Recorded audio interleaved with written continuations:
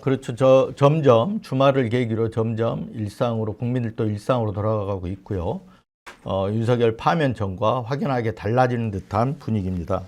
그런데도 불구하고 우리가 몇 가지 짚어봐야 될 점이 있는데, 첫째, 국민의힘과 그 극보수 신문으로 이렇게 지칭되는 그 언론의 그런 반응들, 어떻게 보면 후한무치하다고 그럴까요?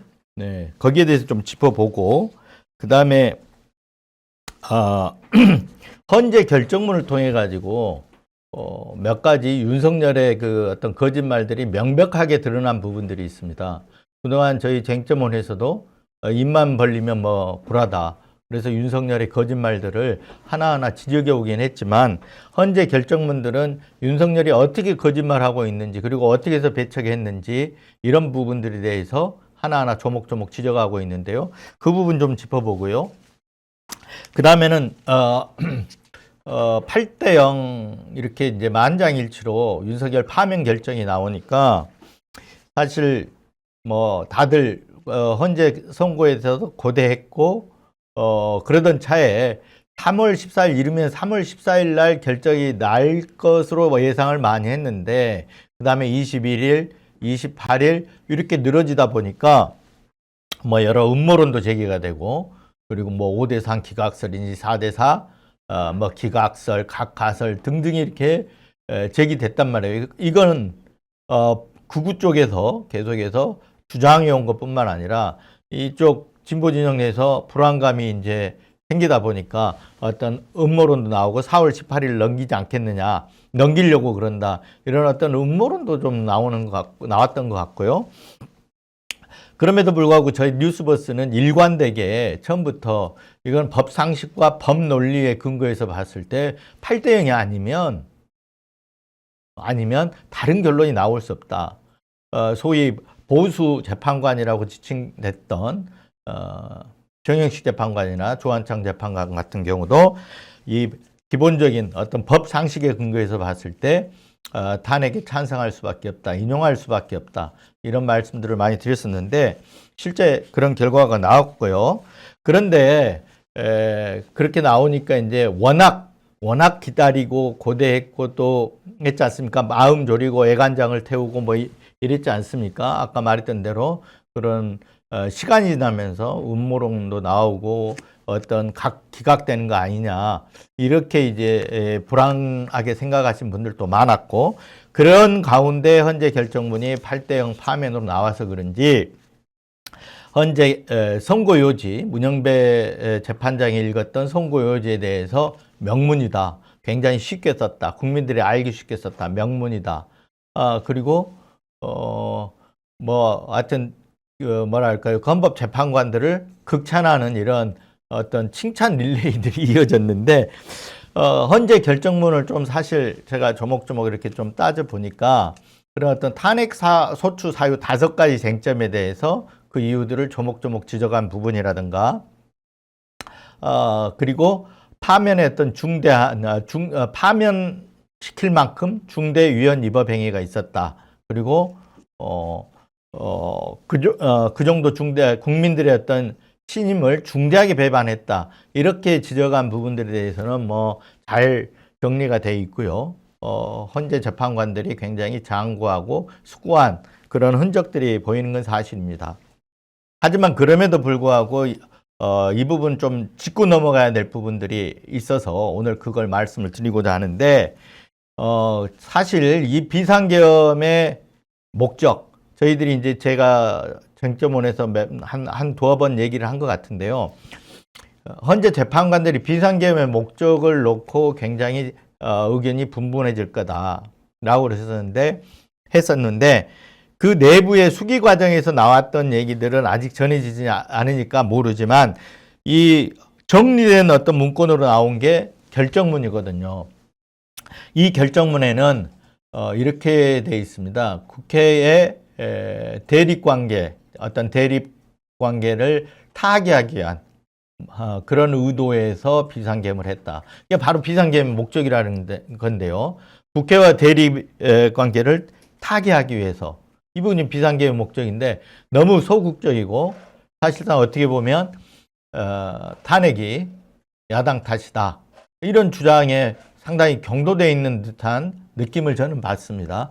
그게 주심이 아마 정형식 재판관, 보수의 정형식 재판관이었기 때문에 그랬을 수 있다라는 생각을 좀 해보는데요. 사실 그 부분조차도 헌법재판관 8명의 어떤 타협의 산물일 거다. 만장일치 산물일 거다. 이렇게 생각해 보지만 하여튼 그 부분은 비상계엄의 목적은 굉장히 중요한 부분입니다.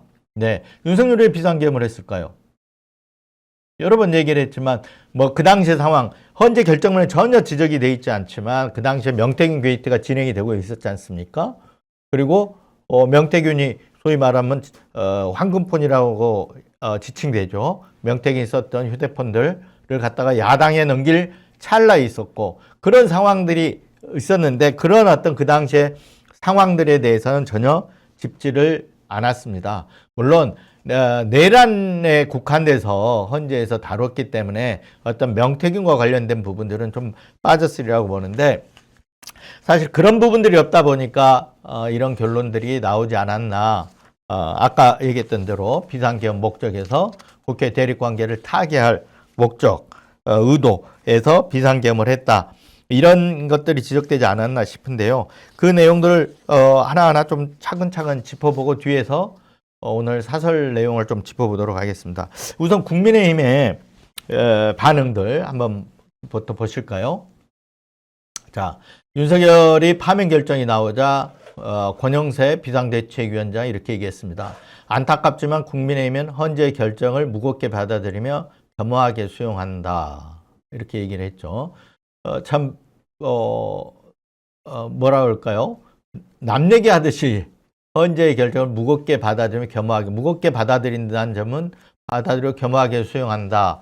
이 부분이 있지만 상당히 뭔가 이렇게 남 얘기하듯이 남의 일을 보고 반응을 보인 듯한 이런 어떤 반응이에요. 유체이탈 화법이 비슷하다. 그걸 권성동 마음은 아프다고 했지만 헌재 결정은 존중해야 한다. 그래야만 우리 사회가 갈등과 분열을 통합과 미래로 나아갈 수 있다.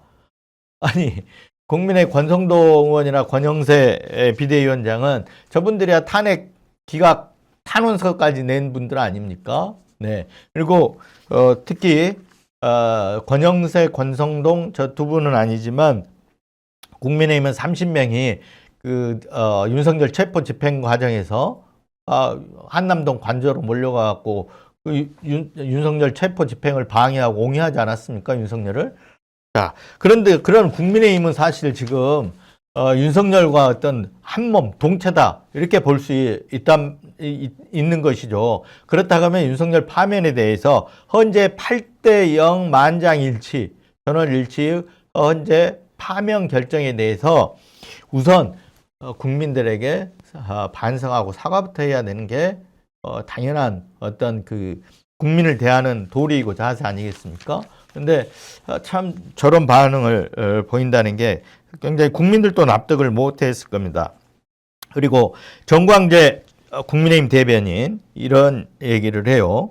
이제 국민은 다수결을 무기로 이재명 방탄과 윤석열 정권 조기 퇴진에 몰두해왔던 원내 일당의 책임을 함께 묻고 있다. 이렇게 얘기했습니다. 아니 지금 현재 결정문은 내란의 책임, 내란의 어떤 철퇴를 가한 거 아니겠습니까? 윤석열의 어떤 내란 우두머리 혐의 그리고 내란 수괴 그리고 내란을 비상계엄이라는 수단을 통해서 전 친위 쿠데타죠. 권력을 더 도모하기 위해서 그리고 뭔가 아까 이제 말씀드렸던 대로 헌재는 국회와 대립관계 타개를 위해서라고 하지만 저는 어떤 목적이 장기 집권이라고 보고 있는데 그런 어떤 목적을 장기 집권이나 이런 걸 위해서 내란 친위 쿠데타를 했다 이렇게 보고 있는데 여기서는 이런 얘기가 나와요.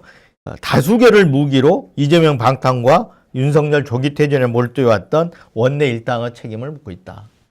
왜 이런 반응이 나왔을까요? 아까 제가 헌재 결정문의 그 비상계엄 목적을 국회와 대립관계에 타개를 의도하고 목적으로 했다. 이렇게 보기 때문에 바로 이런 얘기가 나오는 것 같습니다. 근데 사실은 내란은 윤석열이 한 거고, 윤석열이 일으킨 거잖아요. 그래서 윤석열에 대한 어떤 국민의힘 한 몸이 되어서 윤석열을 옹호하고 이런 부분에 대해서 국민의힘이 사과부터 해야 되는데 오히려 이런 이재명 방탄과 윤석열 조기 퇴진을 몰두했던 원내 일당의 책임을 묻고 있다는 식으로 적반하장식의 반응을 보이지 않습니까? 정말 후한무치하다고 볼 수가 있는 거죠. 그리고 이어서 국민의힘 대변인 논평 이렇게 얘기하고 있습니다. 원내 절대 다수 의석을 바탕으로 의회 독재의 길로 가고 있는 민주당이 민주당을 탓하는 거죠. 망해야 한다. 이런 식으로 헌재 주문대로 민주당이 말해야 한다. 헌재 주문대로 관용과 자제, 대화 타협을 위해 의회 민주주의를 복원할 때만 대한민국 더 나은 미래를 갈 수 있다. 민주당이 말해야 한다. 민주당이 뭘 말합니까? 네, 국민의힘이 말해야 되는 거죠. 네, 이런 어떤 적반하장식의 태도를 보였다라는 거죠. 그리고 4일날 이런 부분도 있었습니다. 4일날 권영세 비대위원장과 권성동 국민의힘 원내대표 지도부가 윤석열을 방문했죠. 그러니까 윤석열이 그때 뭐라 그랬습니까? 대선 기간이 짧으니까 잘 준비해서 대선에서 꼭 승리한다. 잘 준비해서 꼭 승리해야 한다. 이런 얘기를 했는데 그걸 나와서 또 버젓이 그렇게 말한 윤석열이나 그걸 나와서 국민들에게 전달한 국민이나 다 후한무치하기는 마찬가지입니다. 네. 뭐라 할까요? 그놈이 그놈이다라고 얘기할 수 있을 것 같은데요. 대선 승리를 얘기할 단계가 아니고 엎드려서 국민들한테 무릎 꿇고 사죄하고 사과를 해도 사과를 해도 모자랄 판에 대선 승리를 한다. 이런 얘기를 했고요. 그리고 5일날 나경원 의원을 불러서 그렇게 얘기했다고 하지 않습니까? 어려운 시기에 역할을 해줘서 고맙다. 그리고 수고했다. 이렇게 격려를 했다는 것이죠. 근데 나경원 의원이 어떤 사람인가? 탄핵 기각 각하 해달라고 헌재 탄원서를 내지 않았습니까? 네. 그 나경원을 불러서 거기에 대해서 다른 얘기가 1시간 동안 만났다고 하니까 다른 얘기가 있었는지 모르겠지만 이 나경원을 불러서 어떤 탄핵 기각 각하 하는데 굉장히 앞장섰던 데 대해서 고맙다고 수고했다 이렇게 격려한 것 자체도 사실 어불성설인 거죠. 그리고 윤석열 어제 입장을 냈습니다. 나라의 엄중한 위기 상황을 깨닫고 자유와 주권 수호를 위해 싸운 여러분의 여정은 대한민국 역사로 기록될 것이다. 너무 웃음 나오는 건데요. 네, 너무 어처구니가 없으니까 웃음밖에 안 나옵니다. 네, 지금 본인이 처한 처지라든가 어떤 국민을 생각하는 어떤 이런 어떤 전직 대통령으로서 조금이라도 그런 생각이 있었다면 이런 말을 할 수가 없는 거죠. 우선 국민에 대해서 내란으로 국민을 불안하게 하고 혼란스럽게 했던 부분에 대해서 적어도 사과는 있어야 되는 거죠. 네, 승복 메시지도 없었습니다. 그러면서 한 분 한 분의 뜨거운 나라 사랑에 절로 눈물이 났다. 여러분의 지주와 성원에 깊이 감사드린다. 오늘의 현실이 힘들어도 결코 좌절하지 말고 자신감과 용기를 가져달라. 좌절하지 말아달라. 이건 뭡니까? 선동하는 거 아닙니까? 자기 지지층을 선동하고 불복하고 불복을 선동하는 거죠. 네, 이런 부분들에 대해서 윤석열이 이제 이런 어제 메시지를 자기 지지층들에게 냈는데 대선을 앞두고 어떤 극우 지지층, 자신을 지지해왔던 지지층들 다시 결집시키려는 그런 의도 이렇게 보이는데 사실 저런 작자가 지금까지 1060일 동안 취임해서 1060일 동안 대통령직에 앉아 있었다고 하는 것 자체가 정말 부끄럽습니다. 네, 조금이라도 그런 어떤 자리에 대한 무게감, 책임감을 느낀다면 우선은 국민들에게 반성하고 사죄부터 하는 게 도리겠죠.